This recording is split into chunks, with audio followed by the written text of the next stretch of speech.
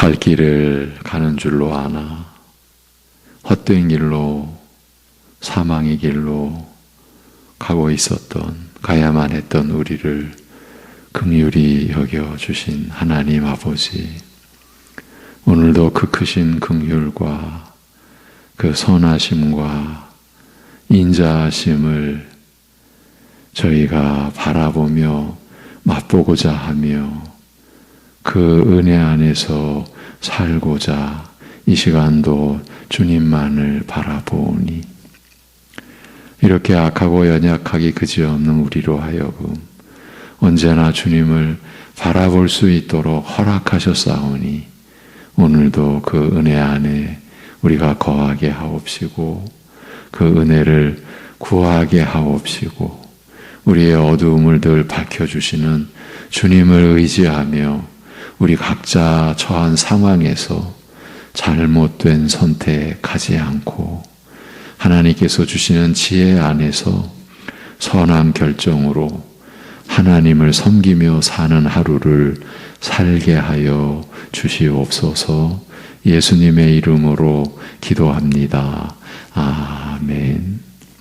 고린도전서 1장.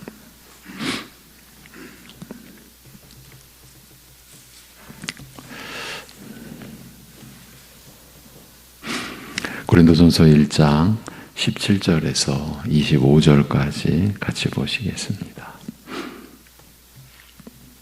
고린도전서 1장 17절부터 25절까지를 같이 보시겠습니다. 다 같이.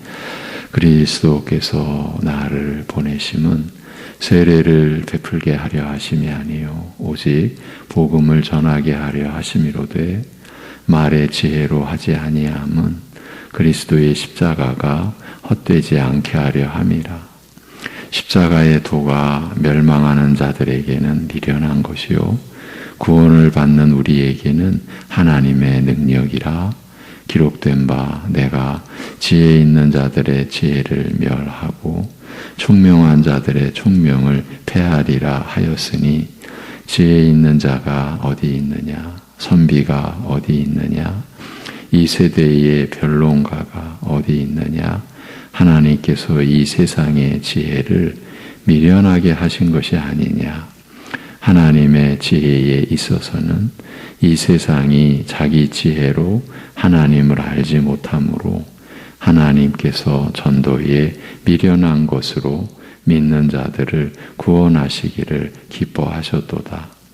유대인은 표적을 구하고 헬라인은 지혜를 찾으나 우리는 십자가에 못 박힌 그리스도를 전하니 유대인에게는 거리끼는 것이요 이방인에게는 미련한 것이로되 오직 부르심을 받은 자들에게는 유대인이나 헬라인이나 그리스도는 하나님의 능력이요 하나님의 지혜니라.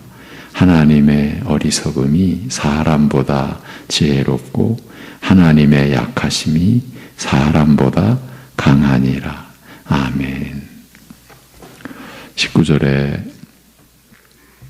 하나님께서 지혜 있는 자들의 그 거짓 지혜를 멸하고 총명한 자들 역시 그 거짓 총명을 폐하리라고 하신 말씀을 받아서 그러니 지혜 있는 자가 어디 있느냐, 학자가 어디 있느냐, 이 세대의 토론자가 어디 있느냐. 하나님께서 이 세상의 지혜를 미련하게 하신 것이 아니냐.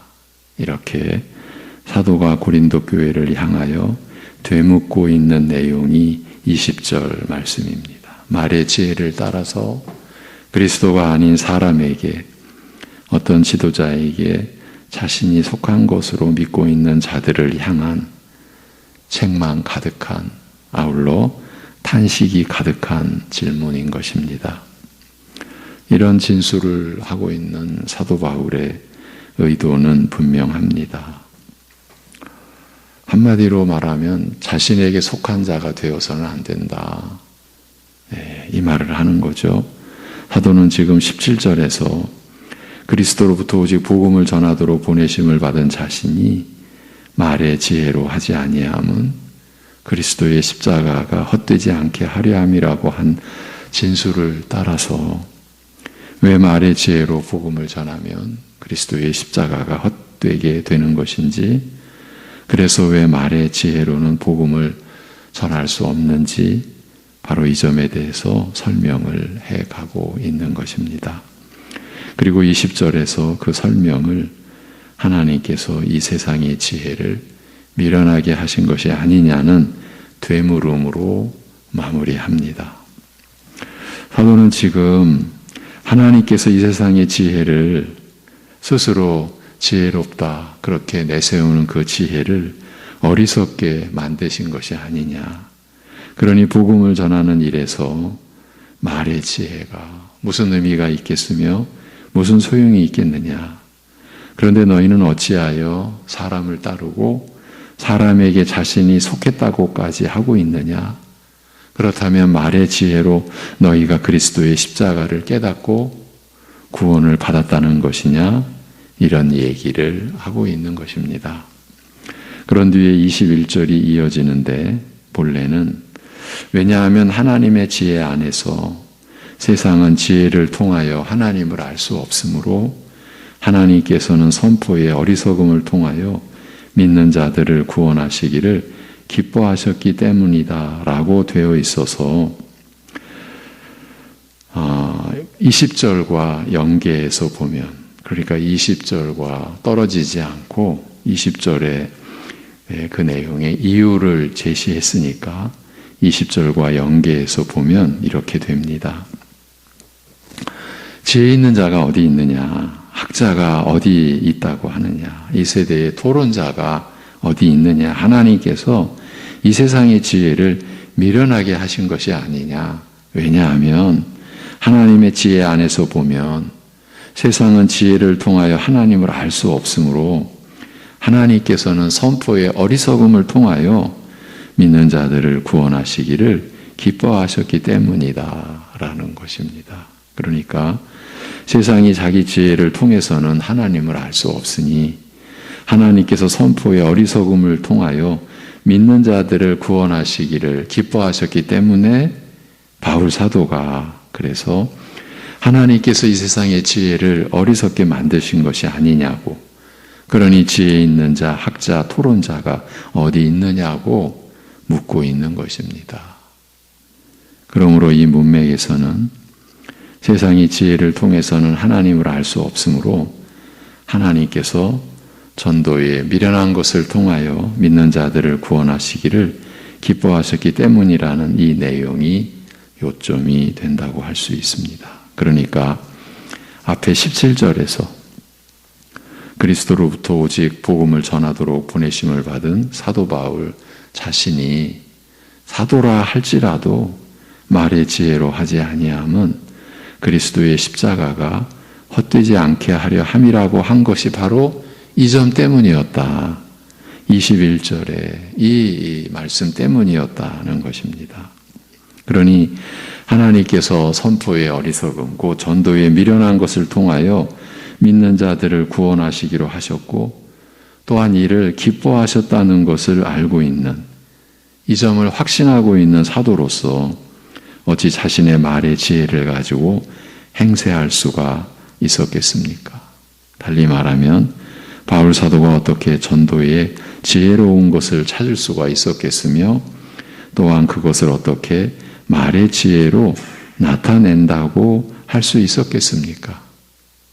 바울 사도는 그런 의도도 그런 의향도 없었고 내비친 것도 없었는데, 그런데 고린도 교회 안에서는 바울 사도가 마치 그렇게 말의 지혜를 구했고 말의 지혜로 그 복음 전하는 것을 나타낸 것으로 그렇게 결과가 내보여졌으니 바울 사도로서는 그 고린도 교회를 회개하도록 인도하고 교회를 바로잡기 위해서 이렇게 신중하게 지금 그럴 수 없다, 그런 일이 일어나서는 안 된다라는 점을 설명해 가고 있는 것이지요. 이제부터는 21절. 왜냐하면 하나님의 지혜 안에서 보면 세상은 그 지혜를 통하여 하나님을 알 수 없으므로 하나님께서 선포의 어리석음을 통하여 믿는 자들을 구원하시기를 기뻐하셨기 때문이다 라고 하는 말씀을 더 살펴가기로 하겠습니다. 이 한 절의 구성이 단순하지가 않습니다. 먼저 하나님의 지혜 안에서 보면 세상은 그 지혜를 통하여 하나님을 알 수 없으므로 알 수 없기 때문에 라는 내용이 앞서 나옵니다. 세상은 이제 우리말 성경은 자기 지혜라고 되어 있는데 이제 자기라는 말은 우리말로 덧붙여 놓은 것이고 세상은 그 지혜를 통하여 하나님을 알 수 없다고 하는데 그 지혜를 통하여라고 할 때에 그 지혜는 바로 앞에서 하나님께서 미련하게 하신 세상의 지혜를 가리킨다고 보는 게 옳을 것입니다. 그러니 그 지혜로 어찌 하나님을 알 수 있겠습니까? 그러니까 세상은 어찌 되었든 하나님을 알 수 없다라는 점을 강조하는데 이런 관점도 하나님의 지혜 안에서 보는 것이라고 바울은 덧붙여 놓았습니다. 우리말 성경은 하나님의 지혜에 있어서는 이라고 되어 있어서 애매한 면이 없지 않습니다만 원문은 하나님의 지혜로 하나님의 지혜 안에서 이제 그렇게 판단하면 그렇게 보면 이라는 뜻을 가리키고 있습니다. 이제 이런 전제 하에서 사도는 왜냐하면 그렇기 때문에 하나님께서 선포의 어리석음을 통하여 믿는 자들을 구원하시기를 기뻐하셨기 때문이라고 진술하고 있습니다. 우리말로는 전도에 미련한 것이라고 했습니다. 어떻게 하나님께서는 그러니까 그 전도보다 더 포괄적이고 더 근본적인 이제 선포 본래는 이 말이 쓰였습니다. 어떻게 하나님께서는 선포의 어리석음 우리말로는 혹은 전도에 미련한 것을 통하여 믿는 자들을 구원하시기로 하셨을까요? 그것도 기뻐하시면서 말입니다. 이것을 기뻐하셨다는 것은 어쩔 수 없이 그렇게 하신 것이 아니라는 점을 분명히 밝히고 있는 의미가 있습니다. 그 안에는 또 그렇게 하시기로 작정하셨다라는 뜻도 내포되어 있다고 볼 수 있습니다. 기뻐하셨다라고 했으니 이런 내용을 얼마든지 수용할 수 있는 것 아니겠습니까? 그러면 왜 하필 선포의 어리석음을 통하여 믿는 자들을 구원하시려고 하셨을까요?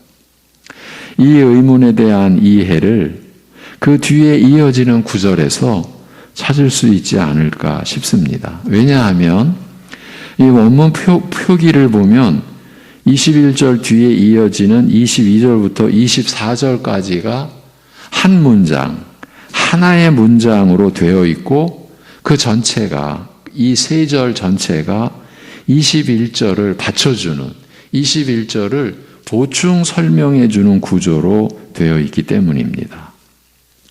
유대인은 표적을 구하고 헬라인은 지혜를 찾고 있으므로 우리도 구하고 찾는데 우리는 십자가에 못 박힌 그리스도를 전하고 있으며 그렇지만 진실로 유대인에게는 걸려 넘어지게 하는 장애물이요 게다가 이방인에게는 어리석은 것일 뿐인데 오직 부르심을 받은 자들에게는 유대인에게나 헬라인에게나 그리스도는 하나님의 능력이요 하나님의 지혜니라고 합니다. 이 내용 전체가 21절의 말씀을 뒷받침해 주는 역할을 하고 있습니다. 그러니까 이 전체가 하나님께서 선포의 어리석음을 통하여 믿는 자들을 구원하시기를 기뻐하셨다는 말씀을 더 설명해 주는 내용이라는 것입니다. 이런 사실, 이런 현실, 이런 정황 때문에 하나님께서는 선포의 어리석음을 통하여 믿는 자들을 구원하시기로 하셨다는 말입니다. 요점은 이것입니다. 십자가에 못 박힌 그리스도가 유대인이 구하는 표적일 수가 없고 더군다나 헬라인이 찾는 지혜일 수는 더더욱 없다는 것입니다. 그런데 사도와 신자들도 저들처럼 구하고 찾고 있지만 다른 것이 아닌 십자가에 못 박힌 그리스도를 전하고 있다는 것입니다. 이것은 저들 곧 유대인이나 헬라인이 구하고 찾는 것을 자신들은 이미 얻었다는 것을 전제로 해서 이제 구하고 찾은 그것을 전하고 있다는 말입니다. 그렇게 전하고 있지만 여전히 그리스도의 십자가는 유대인에게는 걸려 넘어지게 하는 장애물일 뿐이고 이방인에게는 어리석은 것일 뿐 그 이상도 그 이하도 아니라는 것입니다. 그러나 오직 부르심을 받은 자들에게는 유대인에게나 헬라인에게나 그리스도는 하나님의 능력이요 하나님의 지혜라는 것입니다. 그러니 장애물로 여겨지거나 어리석은 것이라고 여겨져도 그리스도의 십자가를 전하지 않을 수가 없다는 말입니다. 유대인이든 헬라인이든 오직 부르심을 받은 자들에게는 십자가에 못 박힌 그리스도가 저들을 구원하는 하나님의 능력이요 하나님의 지혜이기 때문이다. 이 얘기를 하는 겁니다. 그렇지만 어쨌든 이런 상황 속에서 십자가에 못 박힌 그리스도를 전하는 것은 전도에 미련한 것이라고 혹은 선포의 어리석음이라고 불릴 수밖에 없다는 것입니다. 유대인에게나 이방인에게나 곧 이 세상 모든 사람에게 그렇게 여겨질 수밖에 없다는 것입니다. 그리고 이런 세상의 현실을 하나님께서 모르실 리가 없으시니 사도 바울은 성령의 인도하심 가운데 하나님께서 선포의 어리석은 것, 곧 전도에 미련한 것으로 믿는 자들을 구원하시기를 기뻐하셨다는 확신을 갖게 된 것이고, 그래서 우리로서는 사도가 이를 그대로 기록해 놓은 것이라고 볼 수 있지 않겠냐는 것입니다. 고린도전서 1장의 상황과 그 안에서 기록된 말씀을 전체적으로 놓고 보면 지금 바울 사도는 그리스도께서 나를 보내심은 오직 복음을 전하게 하려 하심이로되 말의 지혜로 하지 아니함은 그리스도의 십자가가 헛되지 않게 하려 함이라고 한 진술을 계속 입증해 가고 있는 것입니다. 자신의 말의 지혜로 복음을 전하지 않는 것이 왜 그리스도의 십자가를 헛되지 않게 하는 것인지를 설명하고 있는 것입니다. 그리고 이 내용이 그렇게 간단하게 풀어낼 수 있는, 간단하게 풀어질 수 있는 문제가 결코 아니라는 것을 이사야서를 인용함으로써 그건 1000년 전이나 지금이나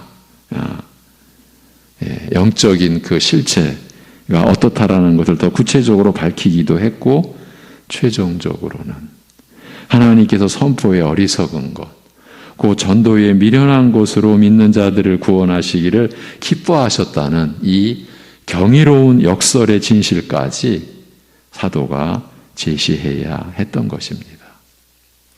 이렇게 해서 어떤 지도자라 해도 말의 지혜로 그리스도의 십자가를 헛되게 해서 복음을 듣는 사람들을 자신에게로 이끌어 드리는 일을 해서는 안 된다라는 점을 명시해 놓은 것입니다.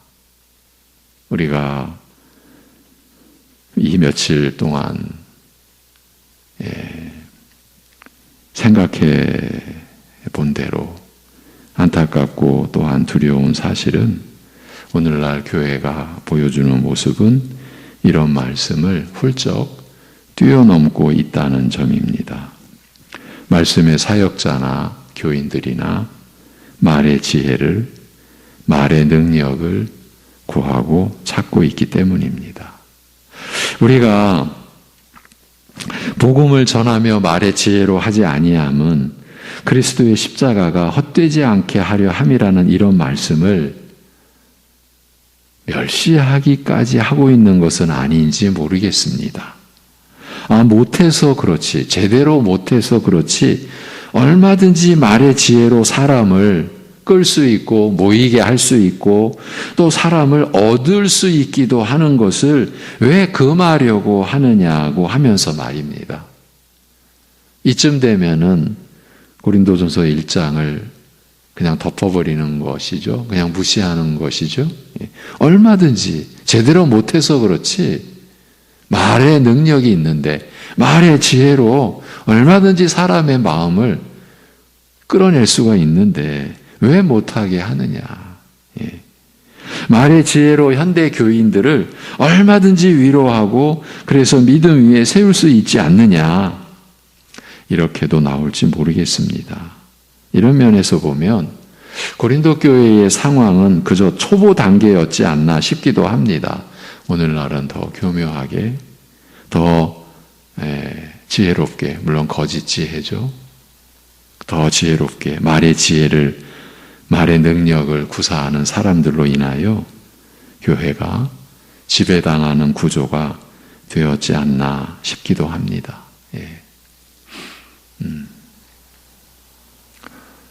제가 공부하고 말씀을 배우고 그래서 우리 그 목사 그때 후보생들이죠. 우리들에게 참 많은 깨우침과 영향력을 끼쳐준 귀한 그 교수님, 은사님 한 분이 그분은 이제 교회사가 전공이신데 세계적인 그 신학자이십니다. 이제 우리는 구체적으로 모르지 않습니까? 이제 독일 이제 우리나라식으로 박사 과정, 독일 신학 박사 과정에는 우리는 그 급수를 모른답니다. 그러니까 같은 이제 신학 박사라고 하더라도 그 안에서는 자체적으로 등급이 있다는 그런 이제 이야기를 간접적으로 들었습니다. 그런데 그 교수님은 거의 최상 등급, 독일에서. 그래서 독일인들도 목회를 하셨고, 나중에는 한인들도 목회도 하셨고, 그리고 이제 저희 학교에 오셨는데, 한국에 우리 교단은 작지 않습니까? 신학교도 작고. 그런데 유수의 그 교단 신학교에서 이 교수님을 세상 말로 말하면 잃었다, 빼앗겼다 이렇게 표현할 수도 있을 만큼 탄식했다고 저분을 모셨어야 되는데 그런데 이 선생님이 지금 말로 말하면 말의 지혜가 없으셨어요. 그 풍성한 신학적 지식을 이렇게 말로 구사하는 데 있어서는 제가 보기에는 그 이제 은퇴하시기까지 그 말의 은사면에서는 상당히 빈약했다? 이렇게까지 볼 수도 있어요. 어떤 일이 있었느냐면요. 이제 졸업하고 나서 다시 이제 신학교에 가서 공부하는 이제 그때 4학기를 다시 공부를 하는데 한 학기 속에 그 교수님의 시간이 있어서 그러나 이제 다 목회하는 목사들이 다시 돌아와서 이제 그 여름 겨울 그 방학 기간 동안에 공부를 하는 그런 시간에 어떤 일이 일어났냐면 그 교수님이 첫 시간을 강의를 하셨어요. 근데 쉬는 시간이 도래가 됐는데 이거 참 부끄러운 얘기입니다. 한 분이 아니 이제 제가 거의 노골적으로 표현을 이게 거의 그 표현이에요. 이 바쁜 목사들 불러놓고 좀 시원하게 설명을 해줘야지. 아니 책을 읽고 있으면 어쩌란 말입니까? 그렇다면 우리 교재 주고 집에 가서 읽어보라고 하면 되지. 그때 상당히 우리는 당혹스러웠고 불쾌하고 화도 났습니다. 근데 선배 한 분이 바로 그 점에 대해서 이제 그분은 선배니까 그렇게 말할 수 있었다고 봅니다. 당신 지금 무슨 짓을 하는 거냐? 스승님에게 그게 무슨 무례하고 그런 망발이 어디 있느냐? 그러니까 이 교수님은 얼굴이 시뻘개지셔가지고 이제 쉬는 시간이 끝나고 또 그 다음 시간이 이제 그런데 그분은 어쩔 수 없어요. 또 그대로 이제 자신의 그 연약함을 말씀하시고 참 저희로서는 괴로운 시간이었죠. 저희는 다 알고 있었어요. 그러나 그분은 너무 귀한 분이었어요. 제가 여러분에게 몇 번 말씀드렸죠. 목회자도 살면서 목회하면서 하나님이 입혀주신 은혜의 옷이 점점 벗겨질 때가 온다. 여러분, 은혜의 옷이 벗겨지면 뭐가 남아요? 자기 의만 남는 거예요. 이런 가르침, 목회에 그야말로 실제적이고 실천적인 가르침을 그분은 주셨거든요. 그래서 항상 목회자도 경계해야 된다. 자신이 은혜의 옷을 벗고 있는 건 아닌지. 은혜의 옷을 벗고 있으면 좀 표현이 그럴지 모르겠지만 맨몸으로, 여러분에게 하나님의 은혜를 전하는 게 아니라 맨몸, 자기 것을 그냥 전할 수밖에 없잖아요. 그런 가르침이 잊혀지지가 않죠.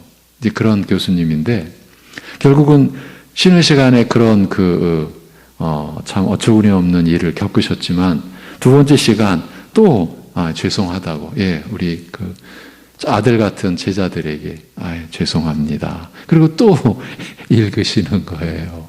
그럴 수밖에 없어요. 여러분.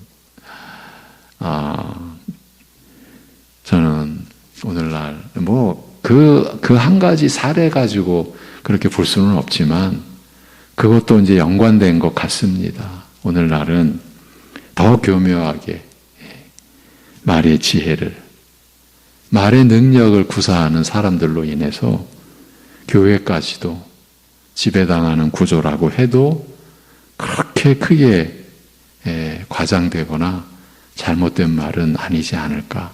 그게 우리의 현실이라는 것이죠. 이제 25절을 보면서 마무리하겠습니다. 그런데 이 25절도 그 앞에 한 문장으로 되어 있는 세 절의 22, 23, 24 이 세 절의 내용을 뒷받침하는 구조로 표기가 되어 있습니다. 이 원문에는 그렇게 되어 있습니다. 여기서도 왜냐하면 이렇게 됩니다.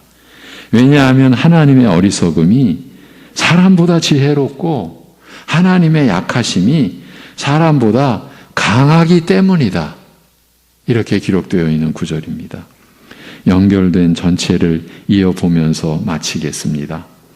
유대인은 표적을 구하고 헬라인은 지혜를 찾고 있으므로 우리도 구하고 찾는데 우리는 십자가에 못 박힌 그리스도를 전하고 있으며, 그렇지만 진실로 유대인에게는 걸려 넘어지게 하는 장애물이요 게다가 이방인에게는 어리석은 것일 뿐인데, 오직 부르심을 받은 자들에게는 유대인에게나 헬라에게나 그리스도는 하나님의 능력이요 하나님의 지혜니라고 하는데, 이렇게 될 수 있는 이유가 있으니, 왜냐하면 하나님의 어리석음이 사람보다 지혜롭고 하나님의 약하심이 사람보다 강하기 때문이라고 하는 것입니다. 이런 이유로, 이런 진실을 근거로 해서 사도 바울이 하나님께서 선포에 어리석음을 통하여 믿는 자들을 구원하시기를 기뻐하셨다고 역설한 것이 아니겠습니까? 하나님께서 전도에 미련한 것으로 말미암아 우리를 구원하시기로 그렇게 작정하시고 그렇게 행하신 것을 기뻐하셨다. 이런 상황 속에서 우리가 우리 자신의 지혜를 드러내려고, 우리 자신의 무슨 어떤 것으로 능력으로 지혜로 뭘 해보겠다라고 하는 것이 이게 말이 되는 것입니까? 이런 실체를 성령님 안에서 먼저 받고 깨달은 사도 바울이 고린도 교회를 향하여, 오늘날 교회를 향하여 이렇게 큰 외침으로 가르치고 있는 것이죠. 어찌 하나님의 어리석음이 사람보다 지혜롭고 하나님의 약하심이 사람보다 강한데, 왜 이 전도에 미련한 것, 왜 선포의 어리석음 가지고 왜 복음을 전하겠다라고 하느냐? 얼마든지 지혜로운 말이 있고 말의 능력을 구사할 수가 있는데 이럴 수가 있겠느냐? 이 얘기를 하고 있는 겁니다. 그러나 우리의 현실은 이걸 또 뒤집고, 무슨 소리냐? 얼마든지 말의 지혜를 우리가 쓸 수 있다. 제대로 못 쓰니까 저런 소리 하는 거지. 얼마든지 말의 지혜로 우리 성도들을 세울 수 있고 위로할 수 있고 은혜에 끼칠 수 있다. 여러분, 이것이 우리의 영적 현상, 현실, 두려운 우리의 모습인 것입니다. 어쩔 수 없이 이러한 우리를 짚어드리지 않을 수가 없는 것입니다. 다음 주는 이제 고난주간을 맞아서 고난주간 주일부터 십자가에서의 예수님의 말씀하신 그 내용, 그러니까 십자가에 못 박히신 상태에서 주신 예수님의 음성, 예수님의 말씀을 주일부터 금요일까지 나누는 시간을 갖도록 할 것입니다. 기도하겠습니다. 하나님 아버지, 하나님께서 기록되어 있는 성경 말씀으로 어느 시대나 오늘 우리에게도 우리가 또 실족해 있고 또 교만해져 있고 또 악한 길로 가는 것을 일깨워 주시고 바로 잡아 주시려고 그 열심과 사랑을 나타내심을 감사합니다. 아버지 하나님, 우리에게도 순간순간 자신의 말의 지혜를 나타내고 그것이 마치 자신의 능력인 것처럼 여기곤 하는 우리의 내면을 언제나 간섭하여 주옵시고 그 순간마다 자신을 쳐 복종시키고 주님께 우리의 모든 것, 우리의 마음과 생각을 내 스스로가 처리할 수 있을 것 같은 그런 상황에서도 주님만을 의지하고 더욱이나 말씀을 전하는 데에 있어서는 그 어떤 것을 의지하는 것이 아니라 우리 안에 능력 있게 증거하시는 성령의 역사만을, 성령님의 인도하심만을 구할 수 있는 중심에서 벗어나지 않도록 우리를 지켜 보호하여 주시옵소서. 아버지 하나님, 참으로 우리가 말씀을 전하거나 말씀을 받는 일에서 너무나 연약함을 고백합니다. 우리를 불쌍히 여겨 주시옵소서. 전하는 것도 잘못 전하지만 듣는 것도 잘못 듣고 있는 이 시대를 참으로 불쌍히 여겨 주셔서 우리가 하나님의 말씀을 제대로 받고 그 말씀이 우리 안에서 역사하는 은혜를 어디서나 누리며 사는 교회가 되고 우리 사랑하는 성도들의 생애가 되게 하여 주시옵소서. 아버지 하나님, 오늘도 연약함을 감당해야만 하는 우리 여러 지체들과 가족들, 그 아픔과 고통 속에서 더 주님을 새롭게 만나고 주님께 더 자신을 내어 맡기는 은혜를 경험케 하여 주옵소서. 고령임에도 어제에 이어 오늘도 또 한쪽 눈을 수술 받아야 하는 우리 구권사님도 붙잡아 주시옵시고 주님의 은혜로 수술 받으시는 줄 믿고 있는 우리 권사님이 오늘도 너끈히 감당케 하여 주시옵소서. 이 모든 것을 주님께 의탁드리오며 주 예수 그리스도의 이름으로 기도하옵나이다. 아멘.